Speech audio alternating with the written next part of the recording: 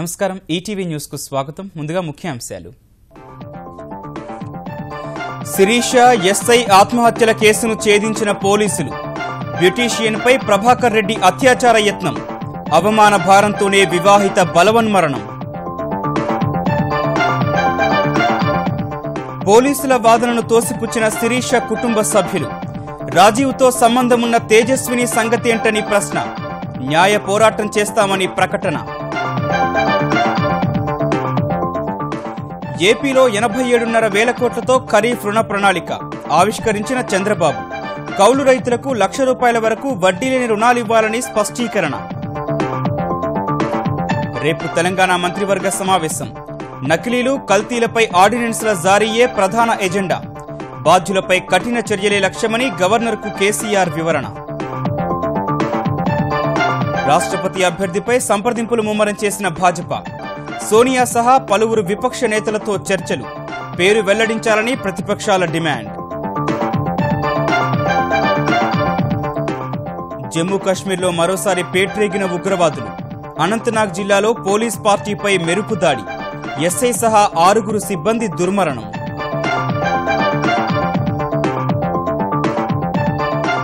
Indonesia super సిరీస్లో భారత ఆటగాళ్ల జోరు. సెమీస్కు దూసుకెళ్లిన ప్రణయ్, శ్రీకాంత్.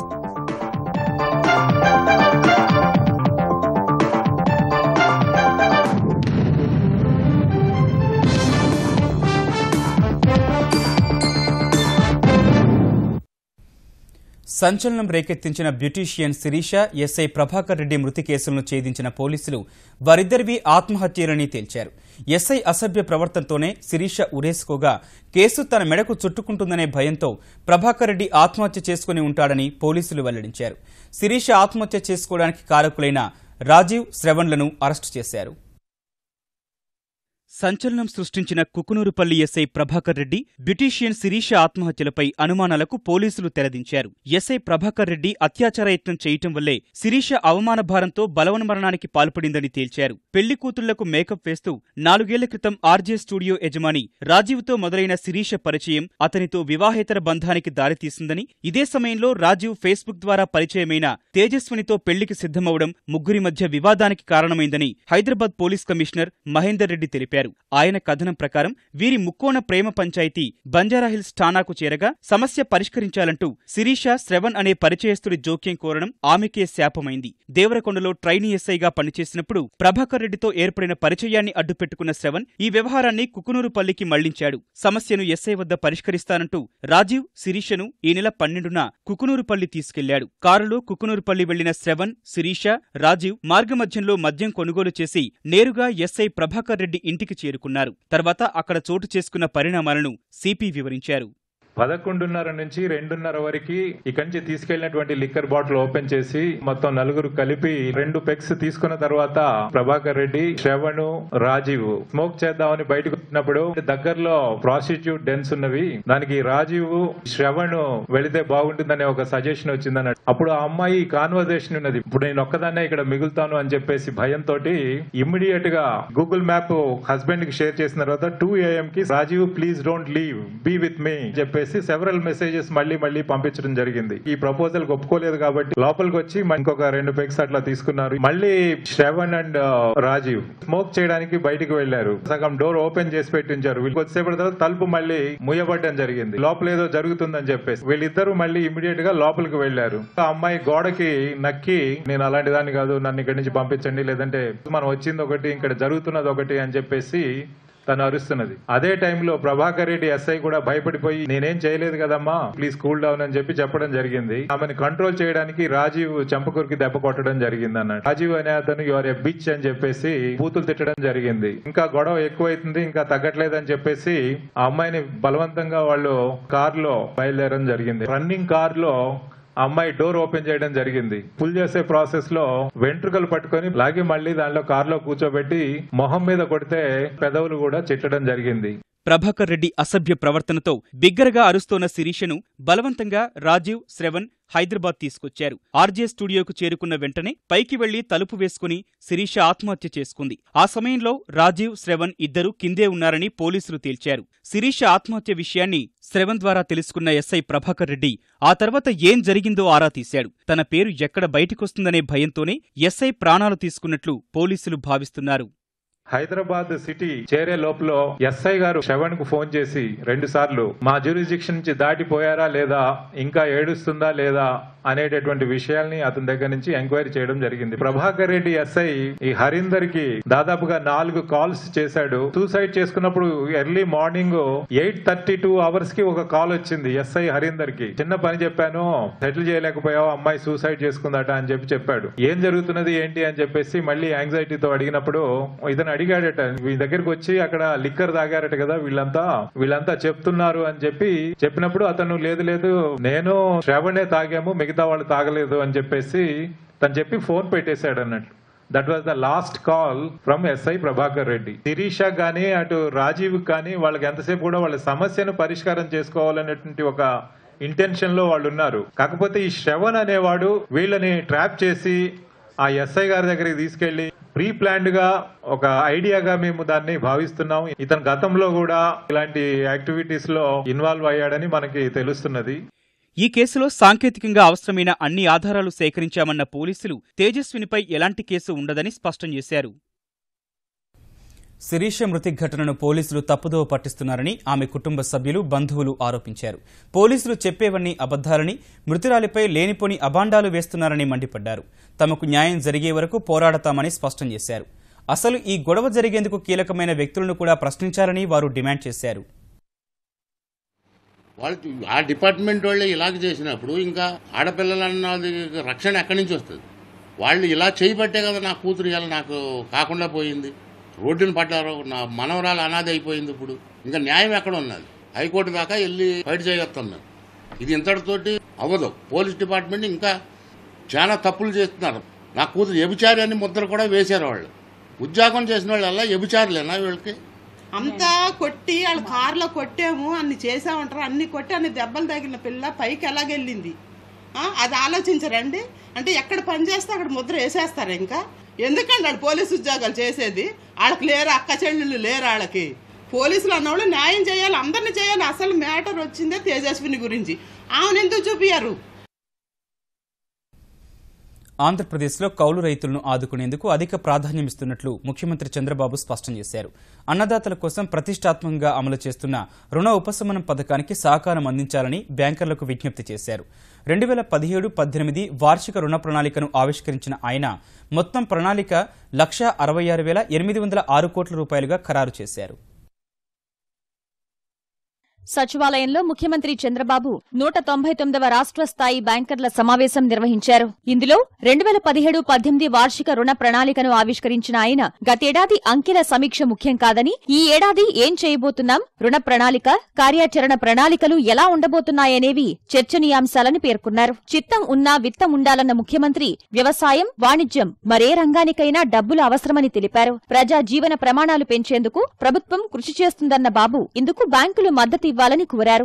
గతేడాది వర్షపాతం 30% తక్కువగా నమోదైనా మంచి ఫలితాలు సాధించామని, ఈ ఏడాది బాగా వర్షాలు కురుస్తున్నందున ఫలితాలు ఆశాజనకంగా ఉండాలని కోరుకుంటున్నట్లు వివరించారు. పాత వ్యవసాయ విధాన వ్యూహాలను మార్చివేయాలన్న లక్ష్యంతో ముందుకు సాగుతున్నామన్న చంద్రబాబు సేద్యం చేసే రైతుకు రెట్టింపు ఆదాయ సాధన తమ ప్రభుత్వ లక్ష్యమని, అందుకే ఉద్యాన, మత్స్య, పాడి పరిశ్రమలను అభివృద్ధి చేసి జీవన ప్రమాణాలు మెరుగుపరుస్తున్నట్లు వివరించారు. ప్రజల ఆహార అలవాట్లలో మార్పులు వస్తున్నాయన్న ముఖ్యమంత్రి అందుకు అనుగుణంగా వ్యవసాయ విధానంలో మార్పులు చేస్తున్నట్లు చెప్పారు. నేలను సారవంతం చేసి అత్యధిక దిగుబడులు సాధించేందుకు భూ ఆరోగ్య కార్డులు మంజూరు చేసి సూక్ష్మ పోషకాలను ఉచితంగా పంపిణీ చేస్తామని వివరించినట్లు సమావేశం తర్వాత వ్యవసాయ మంత్రి సోమిరెడ్డి వెల్లడించారు. గతేడాది కౌలు రైతులకు రుణాలు తక్కువగా ఇచ్చారని, ఈసారి ₹1,00,000 వరకు వడ్డీ లేని రుణాలు ఇవ్వాల్సిందేనని బ్యాంకర్లకు స్పష్టం చేశామని సోమిరెడ్డి తెలిపారు. పెట్టుబడి రాయితీపై రేపు తుది నిర్ణయం తీసుకుంటామని వివరించారు. 87,471 కోట్లు రుణాలు రైతులకు ఇచ్చేదానికి యాక్సెప్ట్ చేయడం జరిగింది. ఇప్పుడు రైతులకి ఇన్పుట్ సబ్సిడీ 15,000 ఇవ్వాలి హెక్టర్కి. 2 హెక్టర్లకి వరకు అనుమతి 15,000, 30,000. ఆ 15,000 ఇన్పుట్ సబ్సిడీ కేంద్రం కేవలం 6,800 రూపాయలు మాత్రమే ఒక హెక్టర్కి ఇస్తుంది. మిగతాది రాష్ట్ర ప్రభుత్వం కలిపి ఇవ్వాలని చెప్పేసి నిర్ణయం మనం తీసుకున్నాం. ఇన్సూరెన్స్ 15,000 పైన వచ్చినా government of India input subsidy రైతులకు ఇచ్చేయాలని చెప్పేసి ఒక నిర్ణయం తీసుకున్నాం. కౌలు రైతుల విషయంలో ఎల్ఈసీస్ తీసుకున్న ప్రతి రైతుకి రుణం ఇవ్వాల్సిందే. అది కమర్షియల్ బ్యాంక్ అయినా కోఆపరేటివ్ బ్యాంక్ అయినా ఎవరు ఇబ్బంది పెట్టేదానికి అవకాశం లేదు. ఏపీలో ఎక్కడ పిడుగు పడుతుందో 45 నిమిషాల ముందే తెలుసుకుని రైతులను అప్రమత్తం చేస్తున్నామని చంద్రబాబు తెలిపారు. ప్రాంటిక్స్ యాప్తో మొక్కలకు వచ్చిన తెగుళ్లను గుర్తించి పంట దిగుబడి మీద ప్రభావం చూపకుండా ముందస్తు నివారణ చర్యలు తీసుకుంటున్నామని చెప్పారు. ముఖ్యమంత్రి కేసీఆర్ గవర్నర్ నరసింహన్తో భేటీ అయ్యారు. ఖరీఫ్లో రైతులకు నకిలీ విత్తనాల బెడద, ఎరువులు, పురుగు మందులతో పాటు ఆహార పదార్థాల కల్తీల నివారణ, బాధ్యులపై కఠిన చర్యలకు ఉద్దేశించిన చట్టంపై ఆర్డినెన్స్ తీసుకొస్తున్నట్లు కేసీఆర్ గవర్నర్కు తెలిపారు. ఇప్పట్లో శాసనసభ సమావేశాలు లేనందున ఈ మేరకు రేపటి మంత్రివర్గ సమావేశంలో ఆర్డినెన్స్ తీసుకురానున్నట్లు వివరించారు. జాగీర్ భూముల అక్రమ రిజిస్ట్రేషన్ల రద్దు సహా ఆర్ఓఆర్ చట్టంలో మార్పులపై కూడా గవర్నర్తో ముఖ్యమంత్రి చర్చించారు. ఈ 20న గొర్రెపిల్లల పంపిణీ, వచ్చే నెలలో హరితహారం తదితర కార్యక్రమాలకు సంబంధించి సీఎం వివరించారు. కాళేశ్వరం ప్రాజెక్టుకు అవసరమైన అటవీ భూములను వినియోగించుకునేందుకు కేంద్రం నుంచి అనుమతి వచ్చిన నేపథ్యంలో ఆ విషయమే కూడా చర్చకొచ్చినట్లు తెలుస్తోంది. రాష్ట్రపతి అభ్యర్థిపై ఏకాభిప్రాయ సాధనకు భాజపా కసరత్తు ముమ్మరం చేసింది. విపక్ష నేతలతో మంతనాలు ప్రారంభించిన మంత్రుల బృందం ఇవాళ కాంగ్రెస్ అధినేత్రి సోనియా గాంధీ సహా పలు పార్టీల నేతలతో చర్చలు జరిపింది. భాజపా అగ్రనేతలు అడ్వాణీ, మురళీ మనోహర్ జోషితోనూ మంతనాలు సాగించింది. మరోవైపు అభ్యర్థి పేరు లేకుండా మద్దతుపై ఏమీ చెప్పలేమని విపక్షాల నేతలు మంత్రులకు స్పష్టం చేశారు. ఈ నెల 19న ఎన్డీఏ మిత్రపక్షాలతో సమావేశం కానున్న మంత్రులు ఈ నెల 20న భాజపా పార్లమెంటరీ బోర్డు సమావేశంలో రాష్ట్రపతి అభ్యర్థిని ఖరారు చేసే అవకాశం ఉంది. జులై 17న జరగనున్న రాష్ట్రపతి ఎన్నికలకు సంబంధించి అభ్యర్థిపై ఏకాభిప్రాయ సాధనకు చర్చల ప్రక్రియను ప్రారంభించిన అధికార భారతీయ జనతా పార్టీ విపక్ష నేతలతో మంతనాలు కొనసాగిస్తోంది. భాజపా ఏర్పాటు చేసిన త్రిసభ్య కమిటీలోని సభ్యులైన రాజ్నాథ్ సింగ్, వెంకయ్యనాయుడు, కాంగ్రెస్ అధినేత్రి సోనియా గాంధీ, సిపిఎం ప్రధాన కార్యదర్శి సీతారాం ఏచూరి, సిపిఐ జాతీయ కార్యదర్శి సురవరం సుధాకర్ రెడ్డి, అన్నాడీఎంకే నేత తంబిదురై, సమాజ్వాదీ పార్టీ వరిష్ఠ నేత ములాయం సింగ్, బీఎస్పీ సీనియర్ నేత సతీష్ చంద్ర మిశ్రాతో చర్చించి రాష్ట్రపతి ఎన్నికలో మద్దతు కోసం అభ్యర్థించారు. అయితే ఎన్డీఏ తరపున ఎలాంటి పేరు ప్రతిపాదించకపోవడంతో మద్దతుపై సోనియా, ఏచూరి నుంచి మంత్రుల బృందానికి స్పష్టమైన హామీ లభించలేదు. हमें उम्मीद थी कि भारतीय जनता पार्टी के लीडर्स भारत के राष्ट्रपति के लिए कोई नाम लेके आएंगे, एक या एक से ज्यादा नाम लेके आए, ताकि उन नामों पे कांग्रेस पार्टी और दूसरी विपक्षी दल विचार कर पाएं। लेकिन ऐसा कुछ भी नहीं हुआ, बल्कि उल्टा हम ही से नाम पूछने की कोशिश की और उन्होंने बताया है कि अब नाम पे निर्णय नहीं लिया है। लेकिन जब तक कोई नाम नहीं आता है, चर्चा का और सहयोग का प्रश्न ही पैदा नहीं होता है। देखिए, हमने सोचा सरकार की तरफ से अगर 2 सीनियर मंत्री लोग आ रहे हैं तो कोई प्रपोजल लेके आएंगे कि उनका क्या है सोच और किसके बारे में वो सोच रहे हैं कि राष्ट्रपति बनाना चाहेंगे। लेकिन अफसोस की बात यह है कि कोई नाम लेकर वो आए नहीं। वो सिर्फ आए ये कहते हुए कि हम चाहते हैं कि आप लोगों की समर्थन हो। तो समर्थन तो एक व्यक्ति पे होगा ना, जब नाम ही नहीं दिया तो इसके बारे में सोचने का अब क्या रहा। తంబిదురై మాత్రం పార్టీలో చర్చించి నిర్ణయం తీసుకుంటామని కేంద్ర మంత్రులకు తెలిపారు. తర్వాత భాజపా అగ్రనేతలైన అడ్వాణీ, మురళీ మనోహర్ జోషి నివాసాలకు వెళ్లిన మంత్రులు రాష్ట్రపతి అభ్యర్థి అంశంపై చర్చించారు. మరోవైపు ఆర్ఎస్ఎస్ అధినేత మోహన్ భగవత్ పేరును భాజపా పరిశీలించకపోతే తాము ప్రఖ్యాత వ్యవసాయ శాస్త్రవేత్త ఎంఎస్ స్వామినాథన్ పేరును రాష్ట్రపతి అభ్యర్థిగా సూచిస్తామని శివసేన ప్రకటించింది. ఎన్సీపీ సీనియర్ నేత త్రిపాఠి కూడా స్వామినాథన్ పేరు అన్ని పార్టీలకు ఆమోదయోగ్యంగా ఉంటుందని పేర్కొన్నారు. ప్రభుత్వ పథకాల లబ్ధి పొందేందుకు ఆధార్ను తప్పనిసరి చేసిన కేంద్రం తాజాగా బ్యాంకు ఖాతాలకు ఆ షరతును వర్తింపజేసింది. బ్యాంకు ఖాతాలు తెరిచేందుకు ఆధార్ తప్పనిసరిని స్పష్టం చేసిన కేంద్రం 50,000 అంతకన్నా ఎక్కువ లావాదేవీలకు ఆధార్ కార్డు చూపించాల్సిందేనని ప్రకటించింది. బ్యాంకు ఖాతాలున్నవారు ఈ ఏడాది చివరి నాటికి ఆధార్ అనుసంధానం చేసుకోవాలని ప్రభుత్వం తేల్చి చెప్పింది. లేని పక్షంలో బ్యాంకులు ఖాతాలు నిలిపివేస్తాయని వివరించింది. ఇప్పటికే ఆదాయ పన్ను దాఖలకు పాన్ కార్డును ఆధార్తో అనుసంధానం తప్పనిసరి చేసిన కేంద్రం తాజాగా బ్యాంకు ఖాతాలకు ఈ నియమాన్ని వర్తింపజేసింది. రాబోయే 2 ఏళ్లలో తెలంగాణ వ్యాప్తంగా తాగునీటి కష్టాలను శాశ్వతంగా పరిష్కరిస్తామని తెలంగాణ ఐటీ పురపాలక శాఖ మంత్రి కేటీఆర్ తెలిపారు.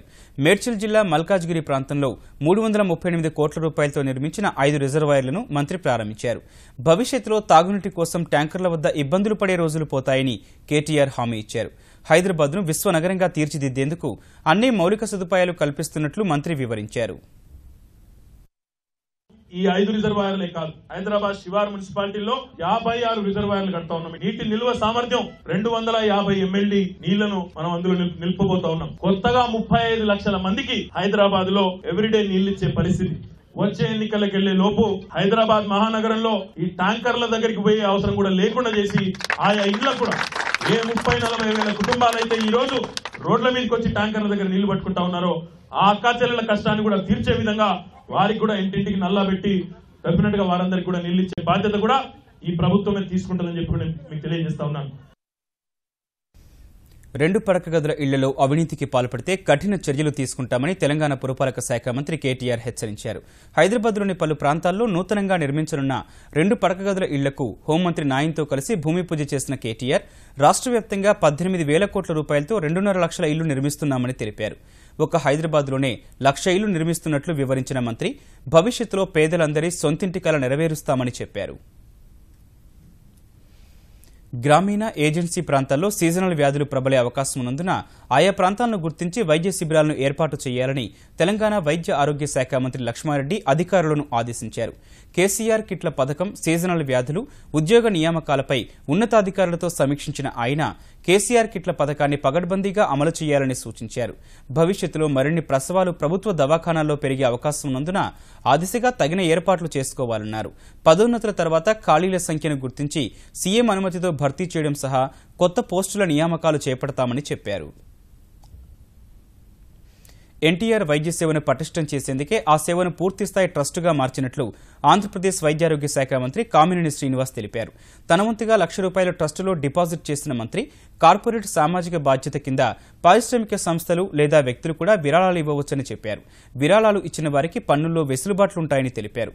చంద్రబాబు ముఖ్యమంత్రిగా బాధ్యతలు చేపట్టిన తర్వాత ఎన్టీఆర్ వైద్య సేవ బడ్జెట్ను 500 కోట్ల నుంచి 1,000 కోట్లకు తీసుకెళ్లారని వివరించారు. వైద్య సేవ ఇస్ ఎ ట్రస్ట్. ఆ కార్పొరేట్ సోషల్ రెస్పాన్సిబిలిటీలో లేకపోతే వ్యక్తులు ఎవరైనా సరే ఇవ్వచ్చు. వాళ్ళు ఎవరైనా పేషెంట్ కూడా చేసుకోవచ్చు. ఎవరైనా సరే ఈ కెన్ అడాప్ట్ ఏ పేషెంట్.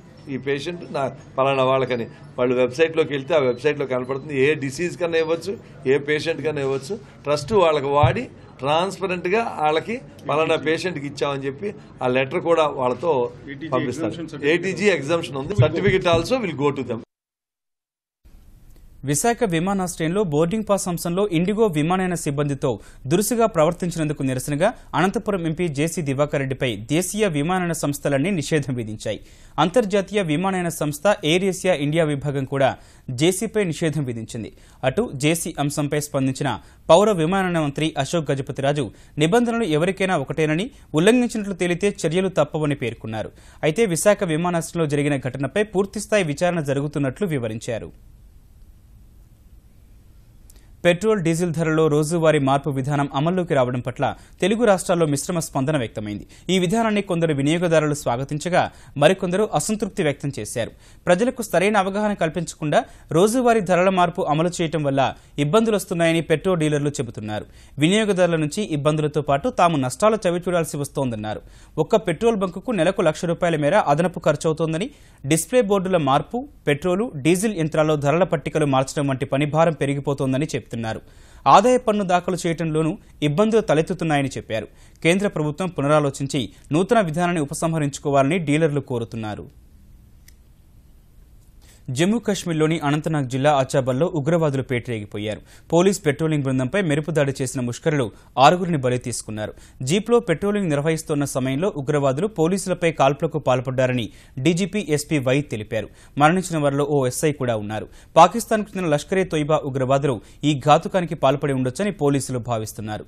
ఈ ఉదయం అర్వాణిలో జరిగిన ఎదురుకాల్పుల్లో స్థానిక ఉగ్రవాద కమాండర్ జనైద్ మట్టు హతమయ్యాడు. ఇందుకు ప్రతీకారంగానే పోలీసులపై దాడి జరిగుండొచ్చని అనుమానాలు వ్యక్తమవుతున్నాయి. పోలీసుల ముఖాలను ఛిద్రం చేసి ఆయుధాలను అపహరించుకెళ్లారని ఉన్నతాధికారులు తెలిపారు. 1993 ముంబై పేలుళ్ల కేసు 2వ దశ విచారణలో భాగంగా టాడా కోర్టు 6గురు నిందితులను దోషులుగా తేల్చింది. 7గురు నిందితుల్లో గ్యాంగ్స్టర్ అబూ సలీం, ముస్తఫా దౌసా, ఫిరోజ్ అబ్దుల్, తాహిర్ మర్చెంట్, కరీముల్లా, రియాజ్ సిద్దికీలను దోషులుగా తేల్చిన కోర్టు అబ్దుల్ ఖయ్యంను నిర్దోషిగా ప్రకటించింది. పేలుళ్ల కోసం అబూ సలేం గుజరాత్ నుంచి ముంబైకి ఆయుధాలను తరలించాడని, దోసా, పేలుడు పదార్థాలను అమర్చడం, ఆయుధ శిక్షణ కోసం కొందరు యువకులను పాకిస్తాన్ పంపడం వంటి అభియోగాలు ఎదుర్కొంటున్నారు. ఈ కేసు మొదటి దశ విచారణను 2007లో ముగించిన టాడా కోర్టు 100 మందిని దోషులుగా నిర్ధారించింది.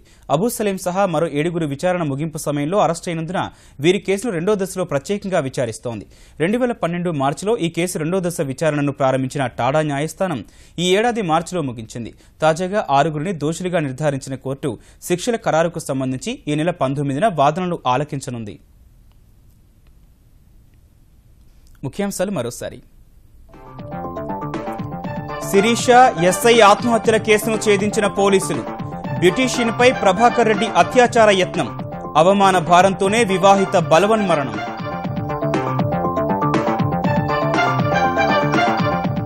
పోలీసుల వాదనను తోసిపుచ్చిన శిరీష కుటుంబ సభ్యులు. రాజీవ్తో సంబంధమున్న తేజస్విని సంగతేంటని ప్రశ్న. న్యాయ పోరాటం చేస్తామని ప్రకటన. ఏపీలో 87.5 కోట్లతో ఖరీఫ్ రుణ ప్రణాళిక ఆవిష్కరించిన చంద్రబాబు. కౌలు రైతులకు ₹1,00,000 వరకు వడ్డీ లేని రుణాలివ్వాలని స్పష్టీకరణ. రేపు తెలంగాణ మంత్రివర్గ సమావేశం. నకిలీలు, కల్తీలపై ఆర్డినెన్స్ల జారీయే ప్రధాన ఎజెండా. బాధ్యులపై కఠిన చర్యలే లక్ష్యమని గవర్నర్కు కేసీఆర్ వివరణ. రాష్ట్రపతి అభ్యర్థిపై సంప్రదింపులు ముమ్మరం చేసిన భాజపా. సోనియా సహా పలువురు విపక్ష నేతలతో చర్చలు. పేరు వెల్లడించాలని ప్రతిపక్షాల డిమాండ్.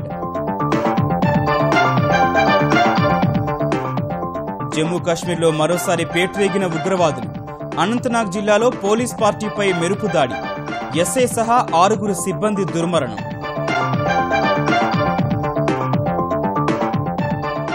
ఇండోనేషియా సూపర్ సిరీస్లో భారత ఆటగాళ్ల జోరు. సెమీస్కు దూసుకెళ్లిన ప్రణయ్, శ్రీకాంత్.